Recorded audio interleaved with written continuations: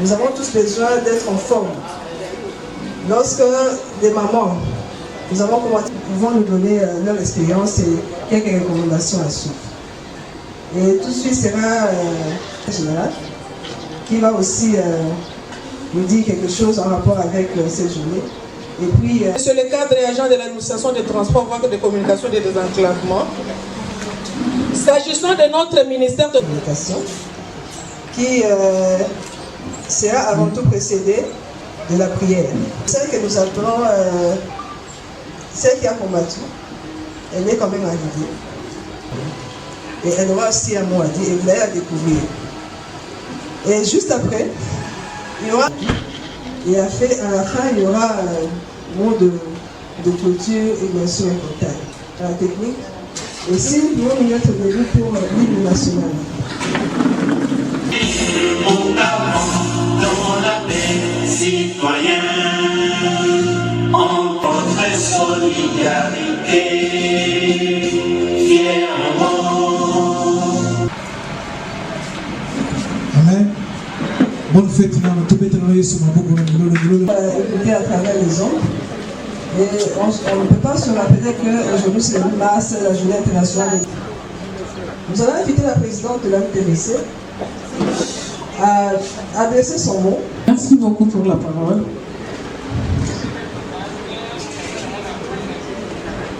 Pour la communication. Chère maman, vous qui êtes à l'honneur en ces jours, avant toute chose, permettez-moi de rendre grâce à Dieu, lui le maître des temps et des circonstances, qui a permis que nous célébrons cette fête dans la paix.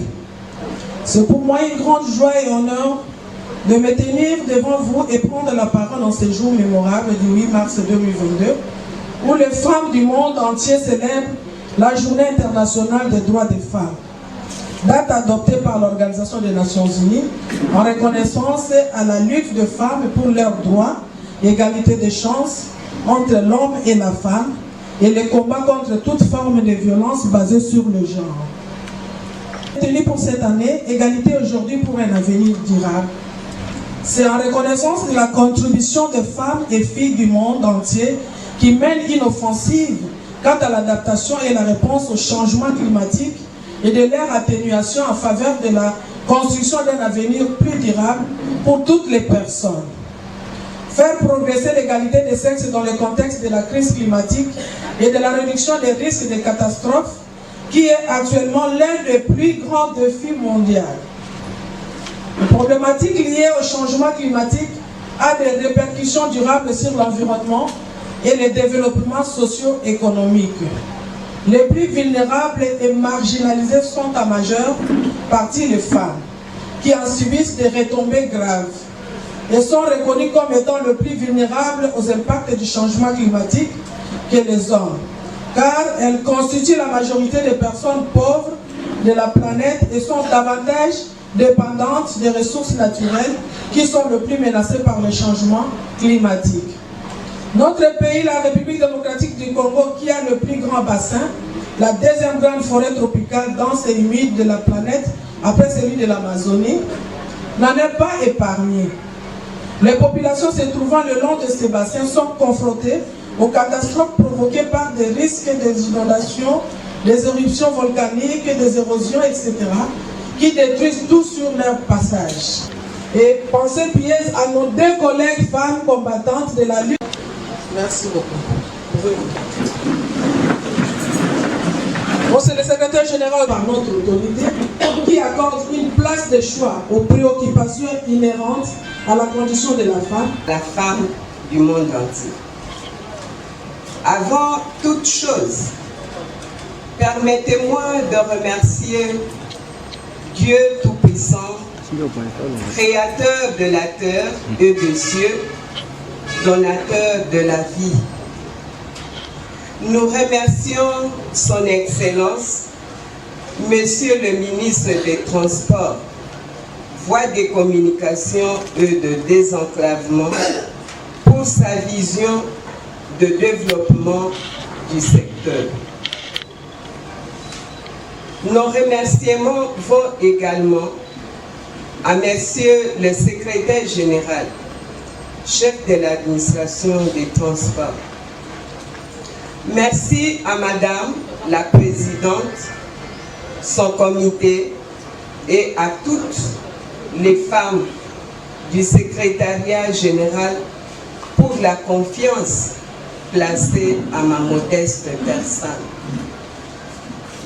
Le 8 mars ne doit pas être seulement une journée de jouissance, mais une date qui symbolise les combats de la femme du monde entier. Certes, le chemin est encore long, mais il y a beaucoup d'avancées et c'est le couronnement même de l'effort des unes et des autres. Dans le secteur des transports, par exemple, les femmes occupent des responsabilités et exercent leur fonction de prise de décision. Cette réalité corrobore avec le thème de cette année nationale alors, l'autonomisation des femmes et filles dans les contextes de lutte contre les changements climatiques et la réduction des risques et des catastrophes. Pour gagner le pari, dans notre ministère, la femme doit d'abord croire en elle-même, exercer les fonctions avec compétence. Elle doit s'inscrire à la logique de renforcer des capacités chaque fois que l'occasion se présente. Bref, elle doit être compétitive. Elle doit également être assidue au travail, animée d'un esprit de discipline pour avoir la vision du développement durable du secteur, peut sauver l'humanité des effets nocifs du changement climatique. Particulièrement, la direction de la marine et des voies navigables conjugue les catastrophes survenant par le déversement des hydrocarbures.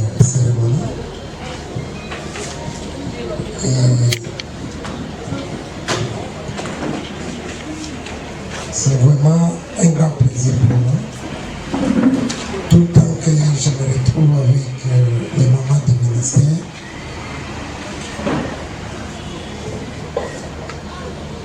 je me rappelle le rôle de ma mère. Ce matin, quand je me suis réveillé, j'ai envoyé un message qui me rappelait,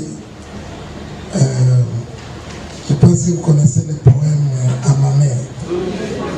Comment envoyer ça le matin? Des camarades.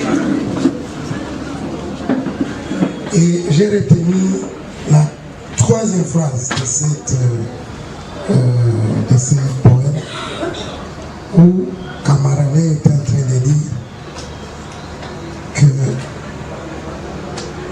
à sa mère, il se rappelle de tous les sacrifices que sa mère a endurés pour être ce qu'il est. Et je me suis dit directement, pourquoi on m'envoie ce message? C'était un message par WhatsApp avec une photo de la maman qui portait un bébé au dos et elle n'est pas en train de travailler. Je me suis dit, c'est un message interpellateur. En dehors de tous vos thèmes là,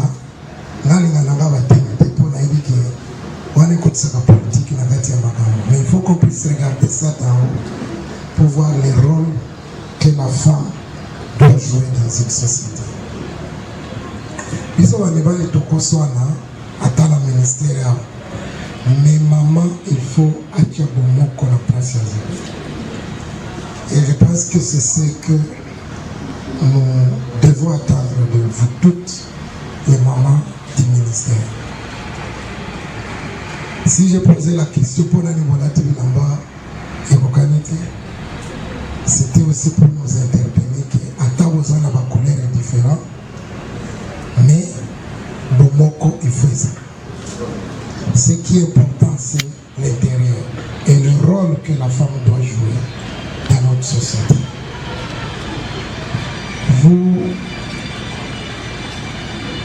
personnellement, j'attends de vous le rôle de pilier de cette administration. C'est vous qui nous encouragez à toujours mieux faire.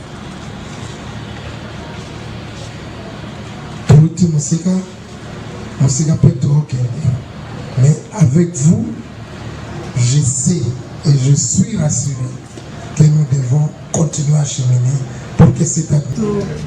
Aujourd'hui, c'est le 8 mars 2020. On va passer à un moment qui est une journée de rééducation internationale dédiée aux droits des enfants. Lorsqu'on parle de lutte, et on parle de c'est que l'on peut retenir pour cette journée, c'est une journée parce que lorsque le corps a un problème, interpelle. On ne peut rien faire. Et nous allons inviter Madame. Parce que maintenant on parle de la positivité, de la masculinité positive. C'est-à-dire c'est une journée qui nous interpelle tous pour tenir compte dans la prise de décision que nous prenons. Quelque chose sur la associer notamment la femme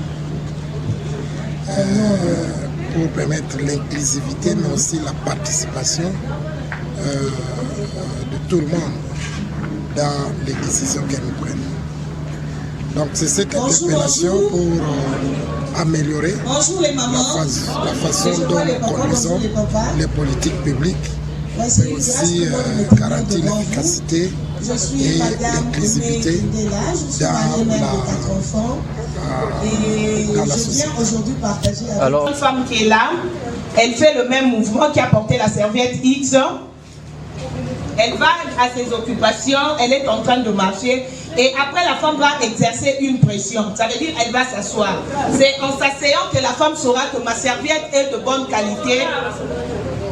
Ils sont de viande. Oui, maman.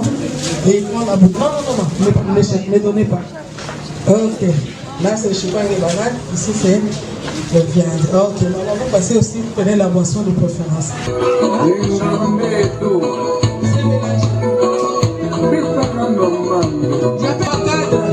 Après le directeur,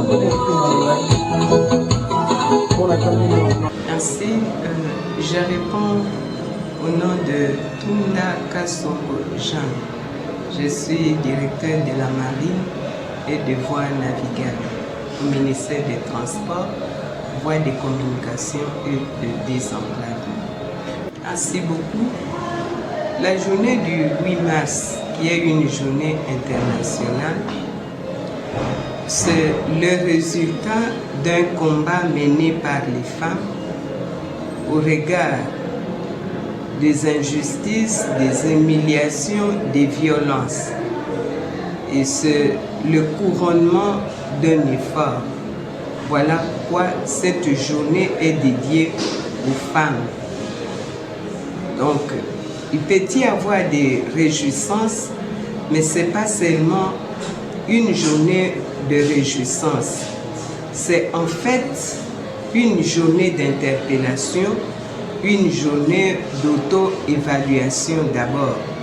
Dans tous les domaines, pour les femmes fonctionnaires, il faut voir ce que vous avez fait, ce qui reste à faire. Voilà comment je perçois cette journée. Pour moi, comme directrice de la marine, la particularité pour moi, comme on parle aussi des réchauffements climatiques, passe par l'application et le respect des normes.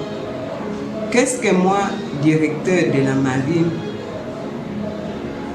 dois-je faire? Ce que je dois faire pour que le milieu marin soit propre, que les ports soient propres, que l'eau ne soit pas polluée. Parce que la plupart des femmes, peut-être 60% ou 70%, sont des agricultrices. Mais s'il y a le réchauffement climatique, si le milieu n'est pas assaini, cela va au désavantage de la femme. C'est la femme qui subit. Donc moi, comme directeur de la marine, je dois tout faire pour assainir le milieu marin. Donc empêcher la pollution de nos eaux en rapport avec les thèmes de cette année. Madame.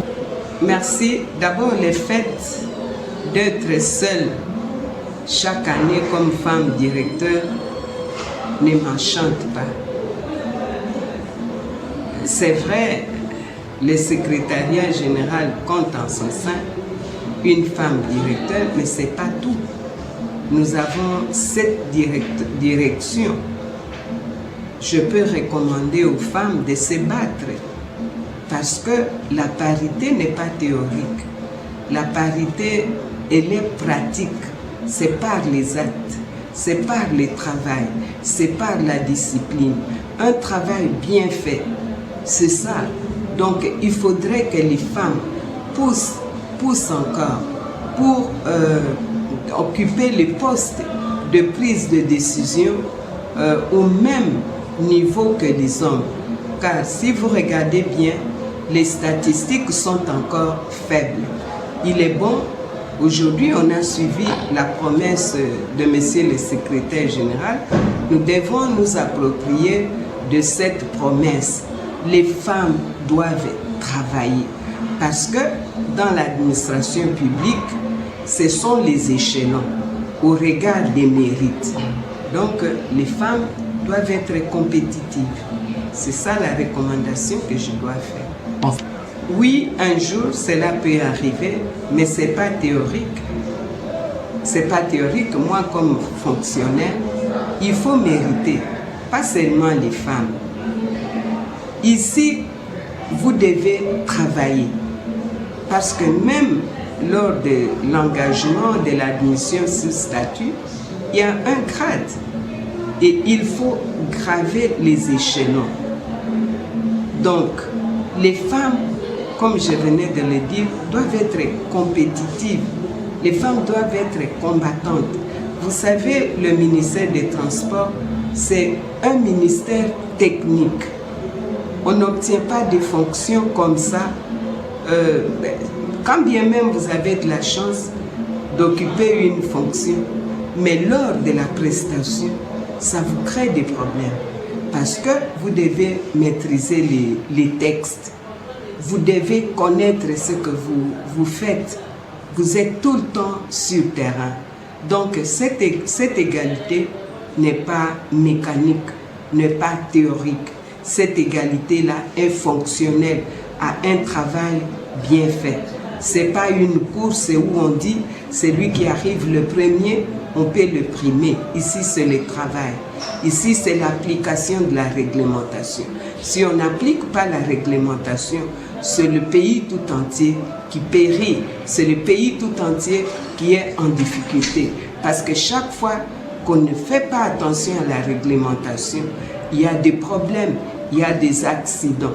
Donc, la réalité, je ne parle pas seulement de mon secteur, il y a le secteur aérien, il y a le secteur terrestre, ferroviaire.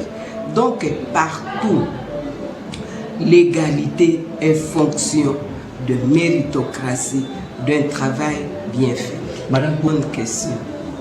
Et bon, merci, je préfère vous dire que moi, je ne suis pas mariée, moi, je suis veuve depuis très longtemps, mais j'arrive à gérer ma petite famille et le boulot depuis longtemps, depuis que j'ai perdu mon mari, par tout simplement la discipline d'abord. La discipline, quand avant de dormir, je dois déjà avoir l'agenda de demain. Il y a l'agenda du travail et l'agenda de la famille. Je dois m'occuper quand mes enfants étaient encore